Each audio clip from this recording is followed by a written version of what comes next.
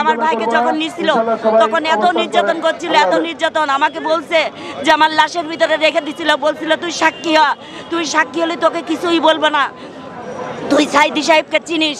আমার ভাই বলছিল আন্তর্জাতিক বক্তা, তাকে কে না চেনে, সবাই চেনে। যখন কাশিমপুরে গেছিলাম আমার হাত উঁচু করে দেখাচ্ছে যে আমার নখগুলো গোটাই ফেলাই দিচ্ছে, আমাকে এত নির্যাতন করছে, আমার গায়ে দাগ হয়ে গেছে, সে এইভাবে দেখাচ্ছিল। তখন আমি কাঁদতেছিলাম।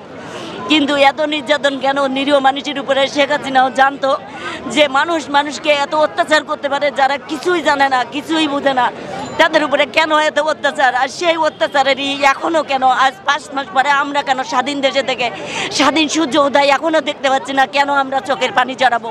16টা বছর পানি জড়াচ্ছি, এখনও কেন জড়াবো?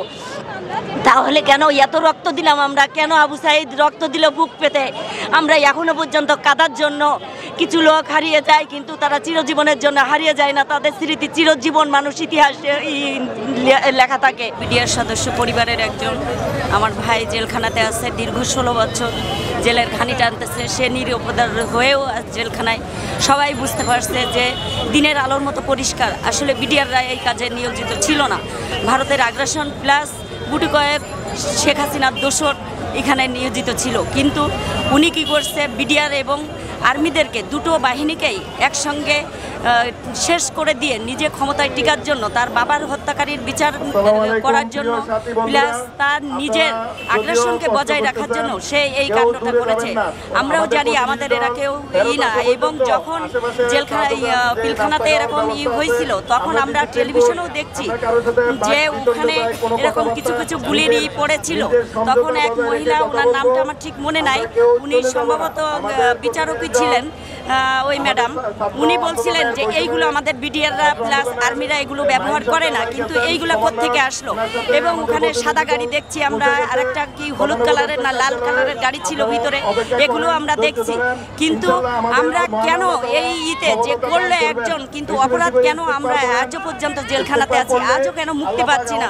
অনেক লোক মুক্তি পেয়ে যাচ্ছে, কিন্তু আমাদের দিকে কেন সরকার তাকাচ্ছে না? এটাই আমাদের দাবি। এবং আমার ভাইকে যখন নিছিল তখন এত নির্যাতন করছিল, এত নির্যাতন। আমাকে বলছে যে আমার লাশের ভিতরে রেখে দিছিল, বলছিল তুই সাক্ষী হ, তুই সাক্ষী হলে তোকে কিছুই বলবো না, তুই সাইদি সাহেবকে চিনিস। আমার ভাই বলছিল আন্তর্জাতিক বক্তা, তাকে কে না চেনে, সবাই চেনে। কিন্তু আমি তার সংগঠনে কোনো কিছুতেই জড়িত না। আমি তো বিডিআর, আমি কোনো পার্টির ভিতরে করি না, আমি কোনো রাজনীতির ভিতরে না।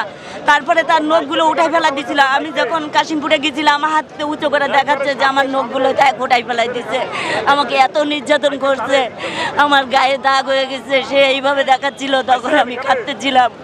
কিন্তু এত নির্যাতন কেন? নিরীহ মানুষের উপরে শেখ হাসিনাও জানতো যে মানুষকে এত অত্যাচার করতে পারে, যারা কিছুই জানে না, কিছুই বুঝে না, তাদের উপরে কেন এত অত্যাচার? আর সেই অত্যাচারেরই এখনও কেন আজ 5 মাস পরে আমরা কেন স্বাধীন দেশে থেকে স্বাধীন সূর্য উদয় এখনও দেখতে পাচ্ছি না? কেন আমরা চোখের পানি জড়াবো?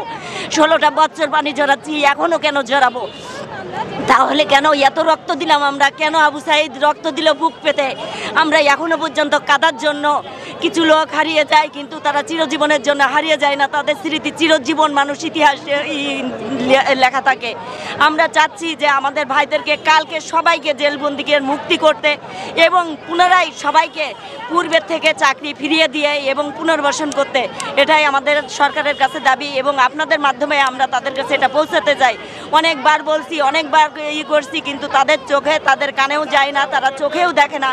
জানি না তাদের পিছু থেকে কারা টেনে ধরছে, এখনও কেন আমাদের বৈষম্য, কেন তারা পিছন দিকে তাকাচ্ছে?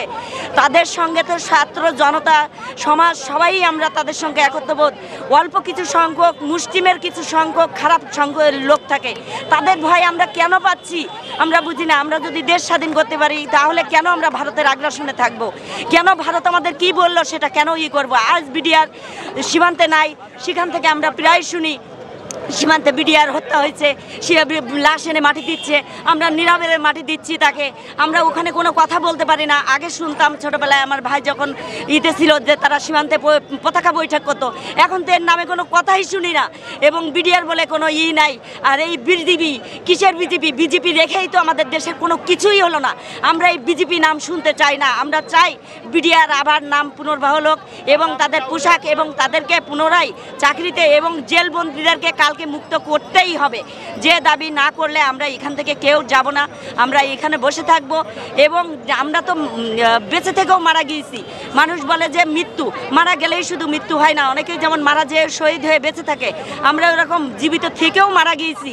তারপরেও আমাদের উপর থেকে আবার এইবার সত্যিকারের মৃত্যু গ্রহণ করতে চাই, যে তাদেরকে যদি মুক্তি না দেয়।